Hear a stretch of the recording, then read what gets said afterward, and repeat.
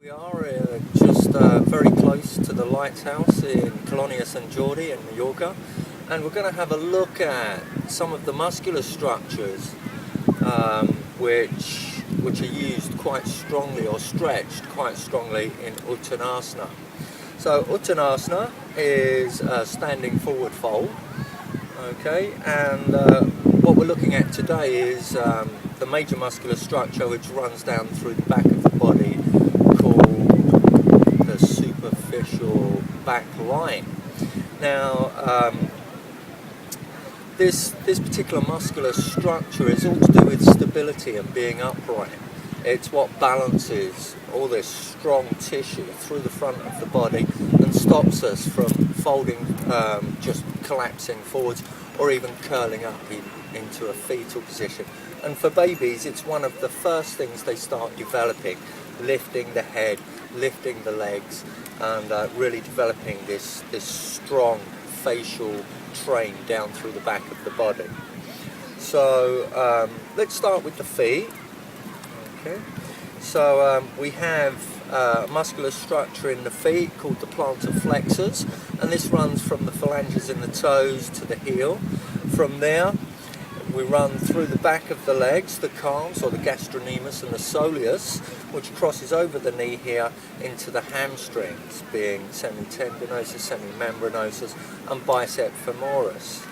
So when this train of muscle gets to this point here, it's joined to the upper train of muscle through a ligament called the sacrotuberous ligament. Okay, and this then continues into the lumbar fascia, the erectors, up into the thoracic spine, across there with the erectors, and up through the cervical spine, and attaches just to the base of the neck. Now, there is a fascia which runs across the top of the skull here, just onto the front, just above the forehead, and this, in many ways, because of the thickness and density of this muscular structure, or the amount of it running through this centre line, it's been likened to a carapace. So it's almost a little bit like a tortoise shell. It gives the body some protection in the back. So looking at movement with regards to this particular muscle train, okay, when we're folding forwards, we're stretching the whole train now, okay, right from the feet all the way up to the back of the skull. So there's a couple of things we should be a little careful of when, should be mindful of really when using the posture Uttanasana, especially on a regular basis. Hyperextension in the knees, okay, so making sure that you don't rest on the back of the knee joint itself, making sure when you take the arms up through the front of the body here and lengthen the front of the body, that you get enough movement there, whether it be through the sides, whether you're working with the arms through the sides of the body or through the front, that you're actually locking up this part of the muscular structure in the back here, the thoracic structure, and allowing that train, the strength of it, to travel down and actually create some support for the lumbar spine and the sacroiliac junction here, as we take the weight of the head and the rib cage and all the organs in there, and of course the arms overhead or to the sides as we take those forwards. There's an immense amount of weight transferred into the lumbar region, so we have to be a little bit cautious there.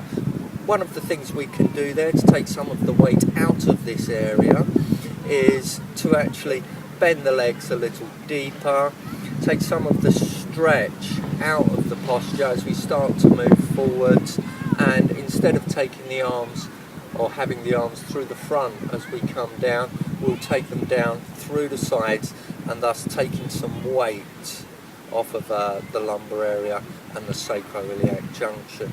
Another great tip is leading with the pubic bone. So for as long as you can, whilst you're folding forwards, turning through the pelvis there, and then once you reach your limit in the hamstrings, to take yourself a bit further down, bending through the legs and then allowing the body to release, and then the weight of the body releasing the lumbar area itself.